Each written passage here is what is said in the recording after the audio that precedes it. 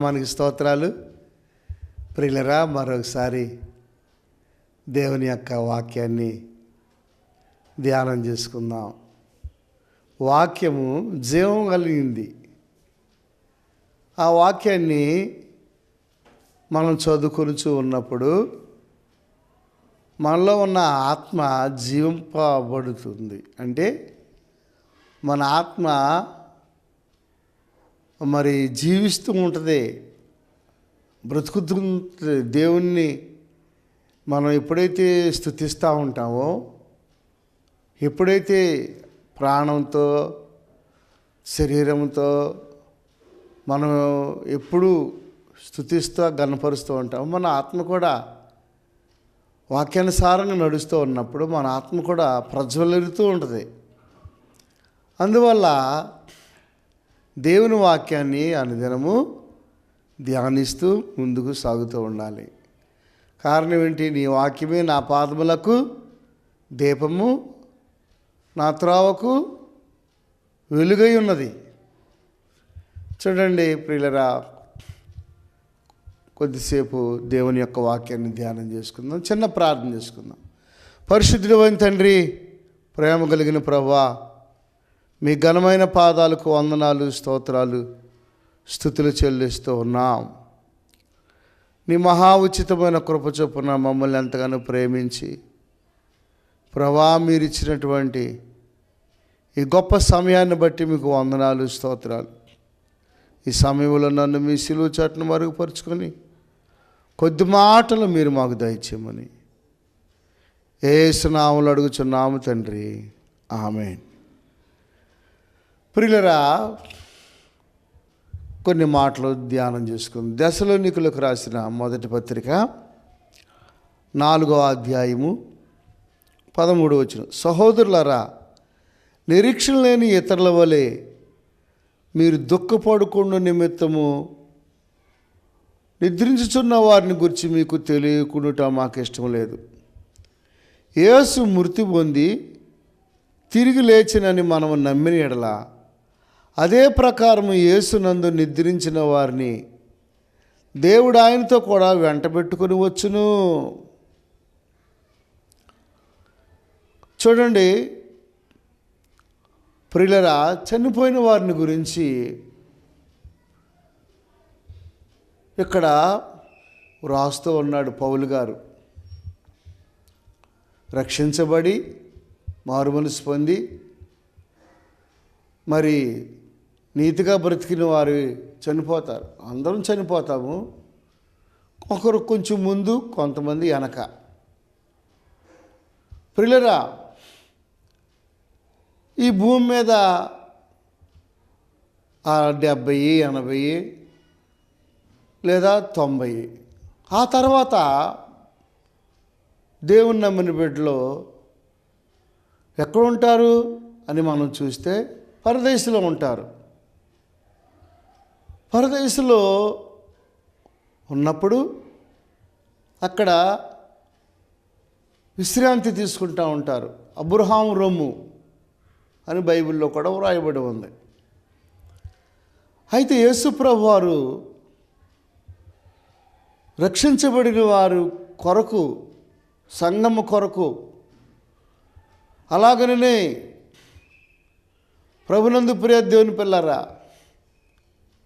ఆయన ఇప్పుడు పరలోకములో తండ్రి కుడి పార్శ్వమున, అంటే ఆయన విజ్ఞాపన చేస్తూ ఉన్నాడు.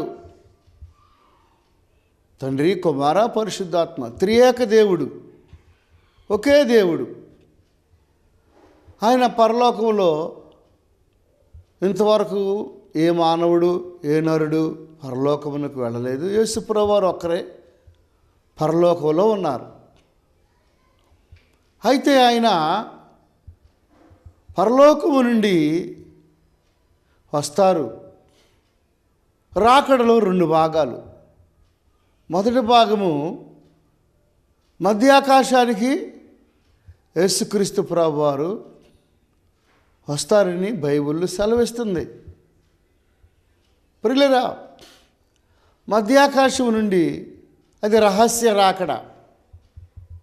బహిరంగ రాకడ మధ్యాకాశం నుండి బహిరంగంగా భూమి మీదకి దిగి వస్తారు. రహస్య రాకడ లోకస్తులకి మరి అందరికీ ఎవరికి తెలియదు. రహస్యంగా వస్తారు, దొంగ వల్లే వస్తారు, రహస్యంగా వస్తారు. ప్రభునందు ప్రియ దేవుని పిల్లరా, దేవుని బిడ్డలమైన మన కొరకు, మన ఆత్మల కొరకు ఆయన వస్తున్నారు. అయితే ఆయన మధ్యాకాశానికి వస్తారు. అప్పుడు నిద్రించినటువంటి మనము సజీవులుగా ఉన్నట్లయితే ఒకవేళ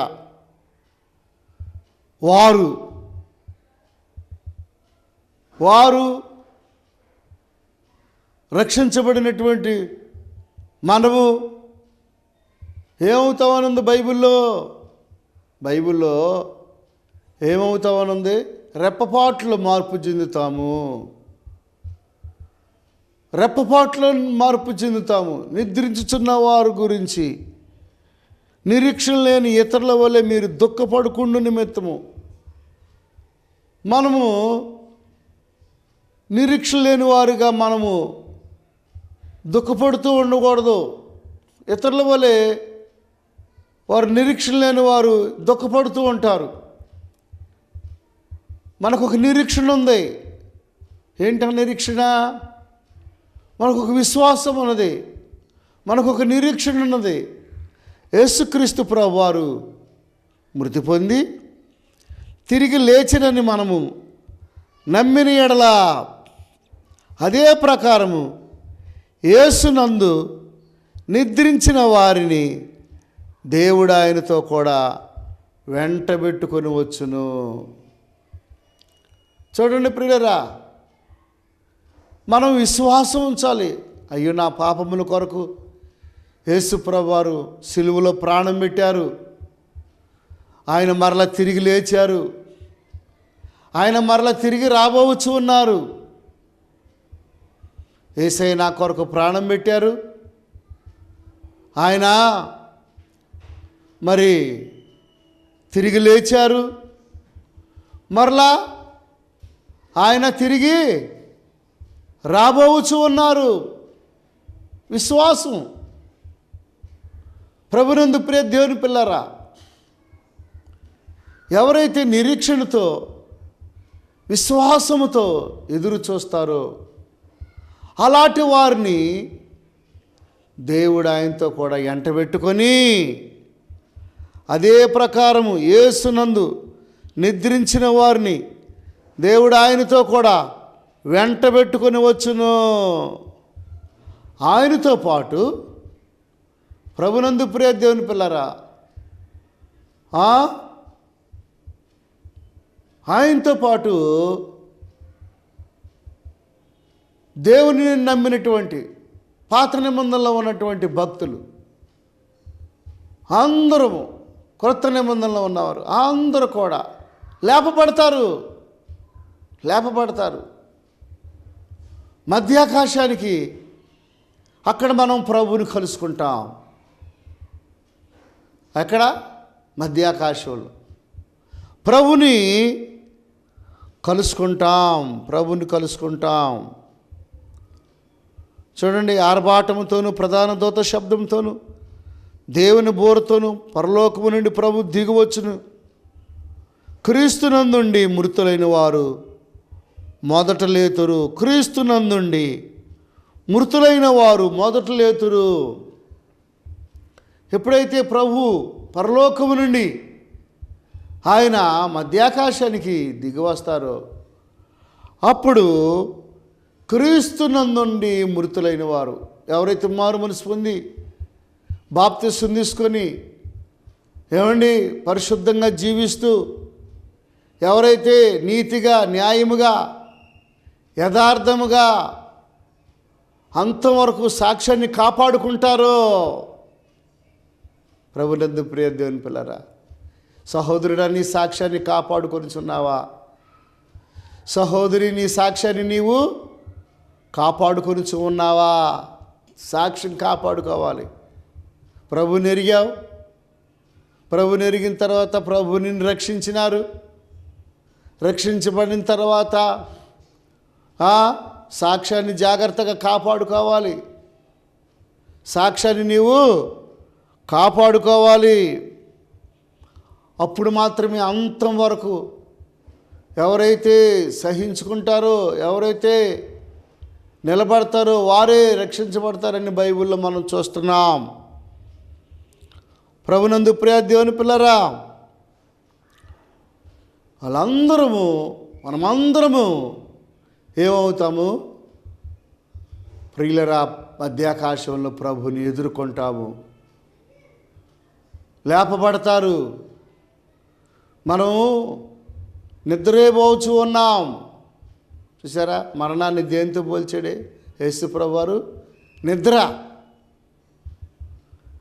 నిద్రపోతున్నారు అంతే. వారు మరలా యేసు ప్రభువారు వచ్చినప్పుడు లేపబడతారు. మన పూర్వీకులైన పరిశుద్ధులను చూస్తాము. పూర్వీకులైన నీతిమంతులను మనం చూస్తాము. అబ్రహామును చూస్తాము, యోసేపును చూస్తాము, పరిశుద్ధులను చూస్తాము. అది మన నిరీక్షణ. ఓ సహోదరుడా, ఓ సహోదరుడా, నిరీక్షణ కలిగి ఉండాలని వాక్యం సెలవిస్తుంది.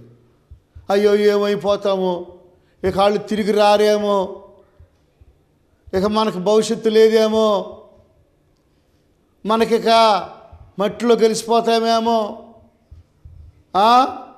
అగ్నిగుండానికి వెళ్ళిపోతామేమో, నరకానికి వెళ్ళిపోతామేమో, అలాంటి అవిశ్వాసంతో కూడినటువంటి మాటలను మనము అనుకోవటానికి వీలు లేదు. యేసుక్రీస్తు ప్రభువారి యొక్క రక్తాన్ని ప్రియులరా, మన నిమిత్తం ఆయన రక్తాన్ని చిందించారు. ఆయన యందు విశ్వాసం ఉంచి మన పాపములు ఒప్పుకున్నాం, పశ్చాత్తాపడుతున్నాం, కన్నీరు విడుస్తున్నాం.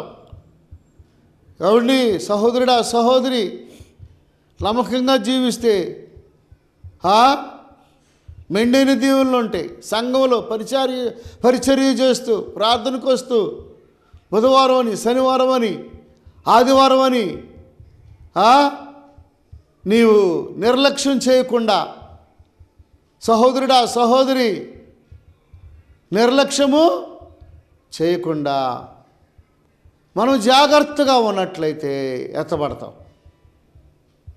ఎత్తబడతాం ప్రియులరా. దాంట్లో ఏమాత్రం సందేహము లేదు. చూడండి, మృతులైన వారు మొదట్లేదు. ఇది రహస్య రాకడ.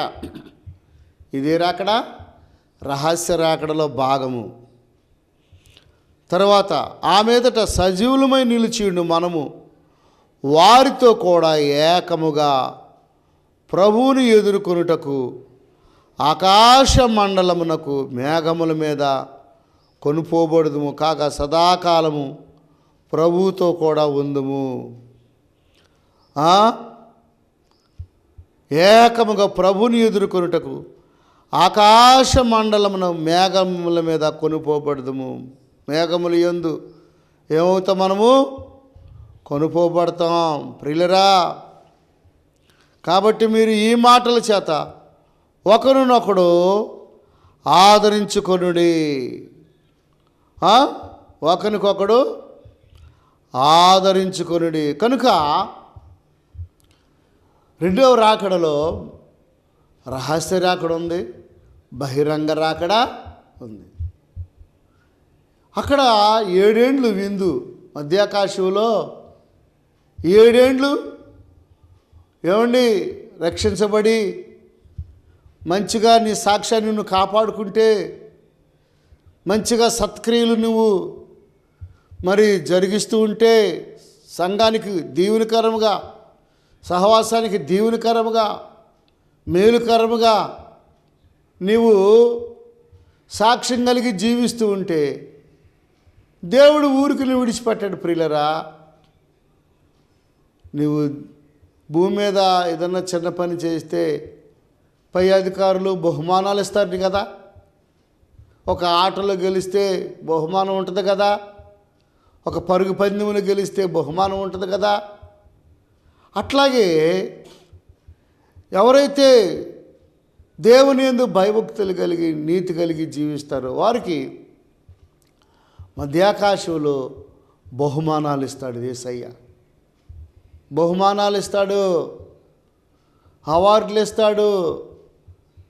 ప్రభునందు ప్రియ దేవుని పిల్లలు, అందరికీ ఒకే అవార్డు కాదు, అందరికీ ఒకే బహుమానం కాదు. వాని క్రియలు చొప్పున జీతము నా యొద్ద ఉన్నది. వాని క్రియలు చొప్పున అందరికీ ఒకే బహుమానం కాదు. ప్రభునందు ప్రియ దేవుని పిల్లరా, పలు రకాలైనటువంటి బహుమానాలు.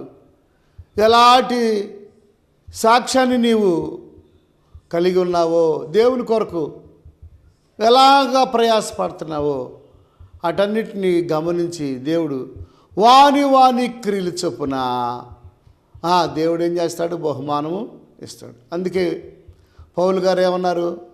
నా విశ్వాసము నేను కాపాడుకుంటుని, నా పరుగుని నేను తొదముట్టించితిని, నా కొరకు నీతి కిరీటము ఇవ్వబడి ఉన్నది, ఉంచబడి ఉన్నది, దాచబడి ఉన్నది అంటూ పరిగెత్తలేని వాళ్ళు కొంతమంది ఉంటారు కదా. వాళ్ళకి అంటున్నాడు, మీరు కూడా పరిగెత్తండి. నాకే కాదు, నాలాగును ఎవరైతే పరిగెత్తుతారో, విశ్వాసాన్ని కాపాడుకుంటారో వారికి కూడా బహుమానాలు ఉన్నాయి అని చెబుతాడు పౌలు గారు.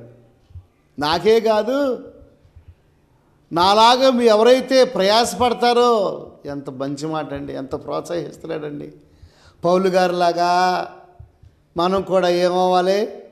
ప్రయాసపడాలి. పౌలు గారిలాగా విశ్వాసాన్ని కాపాడుకోవాలి. పౌలు గారిలాగా మనం సువార్త ప్రకటించాలి.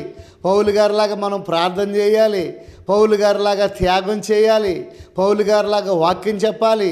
పౌలు గారిలాగా రాత్రనక పగలనక దేవుని యొక్క సేవ జరిగిస్తూ ఉండాలి. పౌలు గారిలాగా ఏమండి, మనకు మాదిరి ఎవరు? పౌలు గారు. ఏమండి, ఆయన మాటలు, ఆయన బోధ ఏమంటున్నాడు? నా బోధలో, నా విశ్వాసంలో ఎక్కడైనా తేడా ఉన్నదా? నేను చాలా మాదిరిగా ఉన్నాను. ప్రభునందు ప్రియ దేవుని పిల్లరా, చాలా సాక్ష్యాన్ని కాపాడుకున్నాను, మంచి మనసాక్షి కలిగి ఉన్నాను. నేటికి నేను మంచి మనసాక్షి కలిగి ఉన్నాను. చూసారా? అలాగనే పౌలు గారి వలె ఎవరైతే పౌలు గారి వలె భయభక్తులు కలిగి ఉంటారో అలాంటి వారికి ఆ మధ్యాకాశంలో అవార్డు ఉంటుంది. చూసారా ప్రియులరా? పౌలు గారి వలె ఎవరైతే అంతవరకు విశ్వాసాన్ని కాపాడుకుంటారో, ప్రభునందు ప్రియ దేవుని పిల్లరా, ఎవరైతే స్టెఫను వలె దేవుని రాజ్య వ్యాప్తి కొరకు ఎలా ప్రయాసపడతారో, స్టెఫను వలె, పౌలు గారి వలె, ప్రభునందు ప్రియ దేవుని పిల్లరా, అబ్రహాం వలె, ఏమండి, ఇస్సాకు వలె, యాకోబు వలె, గమనించండి, ఎవరైతే సాక్ష్యాన్ని కాపాడుకుంటారో వారందరూ కూడా ఏమవుతారు? మధ్యాకాశంలో ప్రభు వచ్చినప్పుడు అక్కడ 7 ఏండ్లు విందు జరుగుద్ది. అప్పుడు భూమి మీద ఏం జరుగుద్ది? 7 ఏండ్లు శ్రమలో. ప్రభునందు ప్రియ దేవుని పిల్లరా, సంఘం ఎత్తబడిన తర్వాత శ్రమలు ప్రారంభమవుతాయి ఈ భూమి మీద. గమనించండి, 7 ఏండ్లు శ్రమలు. మొదట కొంచెంగా ఉంటాయి శ్రమలు, తర్వాత విపరీతంగా శ్రమలు ఎక్కువ అవుతాయి. మొదట ముద్రలో, రెండవది 7 ముద్రలో 7 బోర్లో 7 పాత్రలు, 7 ముద్రలో ఒక్కొక్క ముద్ర విప్పబడుతూ ఉన్నప్పుడు ఒక్కొక్క కార్యం ఈ భూమి మీద జరుగుద్ది. ప్రభునందు ప్రియ దేవుని పిల్లరా, ఒక్కొక్క ముద్ర దేవుడే విప్పుతాడు. యేసుప్రభువే ముద్రలు ఇప్పేది ఎవరు? యేసుప్రభువే. ప్రియులరా, ముద్రలు విప్పేది యేసుప్రభు. దేవునికి తెలియకుండా, యేసయ్యకి తెలియకుండా ఈ భూమి మీద ఏ కార్యము జరగదండి. యేసుప్రభు వారే 7 ముద్రలు విప్పుతారు. ఒక్కొక్క ముద్ర విప్పుతున్నప్పుడు మెల్లమెల్లగా ఏమండి ఈ భూమి మీద కొన్ని కార్యాలు జరుగుతూ ఉంటాయి. కార్యాలు జరుగుతాయి. క్రీస్తు విరోధి ఏమండి దేవాలయం కట్టబడటం, ఆ దేవాలయంలో ఏమండి హేయమైనటువంటి జంతువుని బలివ్వటం, యూదులు దాన్ని గుర్తెరిగి అమ్మో ఇతనే క్రీస్తు అనుకున్నామే, కానీ ఇతడు క్రీస్తు కాదు, ఇతడు క్రీస్తు విరోధి, అంత్యక్రీస్తు అని గుర్తెరగటం, వాళ్ళని ఆ క్రీస్తు విరోధి బాధ పెట్టటం. ప్రభునందు ప్రియ దేవుని పిల్లరా, తర్వాత క్రూర మృగము, అబద్ధ ప్రవక్త, ప్రభునందు ప్రియ దేవుని పిల్లరా, ఘట సర్పం, ఎలాగినా రకరకాలుగా 7 ముద్రలో నుండి ఒక్కొక్కటి వస్తూ ఉంటుంది. ఆ తర్వాత 7 బూరలో కొంచెం శ్రమలు పెరుగుతాయి. 6వ ముద్ర విప్పబడినప్పుడు సంఘం ఏమవుద్ది? ఎత్తబడుద్ది. అప్పుడు సూర్యుడు నలుపు అవుతాడు, చంద్రుడు ఎరుపు అవుతాడు. బైబిల్లోనే వ్రాయబడి ఉంది. సూర్యుడు ఏమవుతాడు ప్రియులరా? నలుపు అవుతాడు, చంద్రుడు ఎరుపు అవుతాడు. బాగా గుర్తుపెట్టుకోవాలి. 6వ ముద్ర విప్పబడినప్పుడు ఎలాంటి సిచ్యువేషన్ ఈ సృష్టిలో జరుగుద్ది? అప్పుడు సంఘం ఎత్తబడుద్ది. అంటే రహస్య రాకడ. ఏంటది? రహస్య రాకడ. 7 ఏండ్లు మధ్యాకాశంలో అక్కడ బహుమానాలు తీసుకుంటాం. అలాగనే ఇక ఈ భూమి మీద 7 బూరలో 7 ఉగ్రత పాత్రలో ఏమండి ఒక్కొక్క బూర ఊదినప్పుడు ఎత్తబడిన తర్వాత, సంఘం ఎత్తబడిన తర్వాత విడవబడిన ప్రజలకి భలే శ్రమలు ఉంటాయి. ఒక తేలుగుడితే 5 నెలల దాకా బాధపోదు. అప్పుడు ప్రజలు చనిపోవాలని వెళ్తారంట, చావు రాదు. ఏమండి సముద్రంలో దూకాలనుకున్నారంట, ఉరేసుకోవాలనుకుంటారంట. ఆ శ్రమలకే అయ్యో ఉగ్రత, దేవుని ఉగ్రత, గొర్రెపిల్ల ఉగ్రత వచ్చినే అని కలవరపడతా ఉంటారు. విపరీతమైనటువంటి వాడి యొక్క ఆధీనంలోకి, క్రీస్తు విరోధి యొక్క ఆధీనంలో ప్రభునందు ప్రియ దేవుని పిల్లరా, 7 బూరలో 7 పాత్రలో భయంకరమైనటువంటి ఇశ్రాయేలీలకి శ్రమలో, ప్రభునందు ప్రియ దేవుని పిల్లరా, ఇశ్రాయేలీలతో పాటు అవిశ్వాసులైన విడవబడినటువంటి అన్ని జనులకు శ్రమలో, ఆ తర్వాత ఈ యొక్క శ్రమలు 7 ఏండ్లు శ్రమలు అయిన తర్వాత యేసుక్రీస్తు ప్రభువారు మధ్యాకాశము నుండి డైరెక్ట్గా ఈ భూమి మీదకి ఆయన దిగి వస్తాడు. యెరూషలేముని కేంద్రంగా చేసుకొని ఆయన 1000 ఏండ్ల పరిపాలన ఆయన ఈ భూమి మీద జరిగిస్తారు. ప్రభునందు ప్రియ దేవుని పిల్లరా, 1000 ఏండ్ల పరిపాలన. ఏ పరిపాలన? 1000 ఏండ్లు అపవాదిని కూడా బంధించి సంకెళ్ళేసి ఏం చేస్తాడు యేసు ప్రభు వారు? 1000 సంవత్సరాలు మరి బంధిస్తాడు యేసయ్య. అప్పుడు ఈ భూమి మీద 1000 ఏండ్ల పరిపాలన.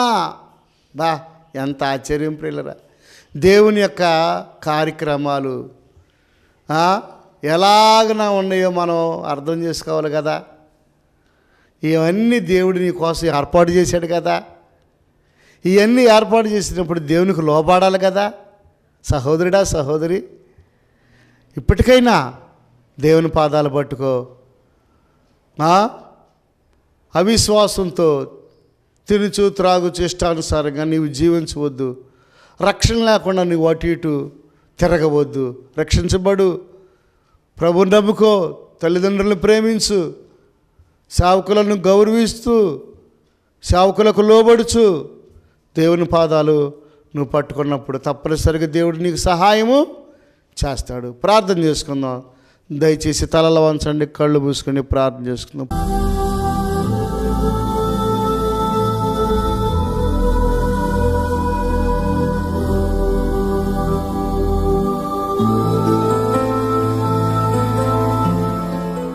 పరిశుద్ధుడైన తండ్రి, ప్రేమ కలిగిన ప్రభువా, నిరీక్షణ లేని ఇతరుల వల్ల మేము దుఃఖపడకుండా ఉండాలని పౌలు గారు మమ్మల్ని హెచ్చరిస్తూ ఉన్నారు కదా ప్రభువా. అయా, పౌలు గారికి ఎంత జ్ఞానం ఇచ్చావు నాయన. అయా, మేము ఇతరుల వలె మేము దుఃఖపడకూడదని, విశ్వాసంతో ఎదురు చూడాలని, నిరీక్షణ కలిగి ఉండాలని, నిద్రించిన వారు తిరిగి లేపబడతారని, మరలా భూమి మీదకి వస్తారని ఎలాంటి మాటలు చెబుతున్నారు ప్రభువా. ఆ మాటల యందు మేము విశ్వాసం ఉంచి అవి చక్కగా మేము నేర్చుకుంటూ నీ కొరకు నమ్మకంగా బ్రతికే భాగ్యం మాకు దయచేయండి. మా దోషాలు, మా పాపాలు దయతో క్షమి. మేమెవరు ఏడవబడకూడదు ప్రభువా. ప్రభునందు నిద్రించిన వారు ధన్యులు అని వాక్యంలో వ్రాయబడి ఉంది ప్రభువా. దేవానికి స్తోత్రాలు, స్తుతులు చెల్లిస్తూ ఉన్నాం. అయ్యా, ఇంకా నీ సన్నిధిలో మేము నీ కొరకు బ్రతుకుచు ప్రార్థిస్తూ ముందుకు సాగటానికి సహాయము చేయండి. కొద్ది ప్రార్థనకు ప్రతిఫలం దయచేయమని వాక్యం వినుచున్న ప్రతి కుటుంబానికి ఆశీర్వాదం దయచేయమని యేసు నామములో అడుగుచున్నాము తండ్రి. ఆమేన్. తండ్రి ప్రేమ, కుమారుని కృప, పరిశుద్ధాత్మని యొక్క అన్యోన్య సహవాసం, అందులో ఆనందము కూడిన మనకు సకల పరిశుద్ధులకు సదాకాలము తోడయుండునుగాక. ఆమేన్. ఆమేన్. God bless you. దేవుడు మిమ్మల్ని, మీ కుటుంబాల్ని దీవించునుగాక.